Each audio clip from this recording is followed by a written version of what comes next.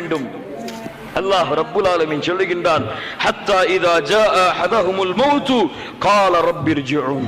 ஒவ்வொரு மனிதனுக்கும் மரணம் அடைந்தால் அவன் சொல்லுவான், யா அல்லாஹ் ரப்பி இர்ஜிஊன். பாவி சொல்லுவான், என்னை திருப்பி அனுப்பு யா அல்லாஹ், இந்த பூமிக்கு மீண்டும் இந்த பூமிக்கு அனுப்பு. லஅல்லி அஅமலு ஸாலிஹன் ஃபீமா தரக்த். நான் விட்டு வந்த அமல்களை செய்து வந்து விடுகிறேன் யா அல்லாஹ். கல்லா இன்னஹா கலிமத்துன் ஹுவ காயிலுஹா வ மின் வராஇஹிம் பர்ஸகுன் இலா யௌமி யுபஅஸூன். அந்த வார்த்தை வெறும் பேச்சுதான். அல்லாஹ் அவனுக்கும் இந்த உலகத்திற்கும் இடையிலே பர்ஸக் என்ற திரையை அல்லது கபருடைய வாழ்க்கையை அல்லாஹ் வைத்திருக்கிறான்.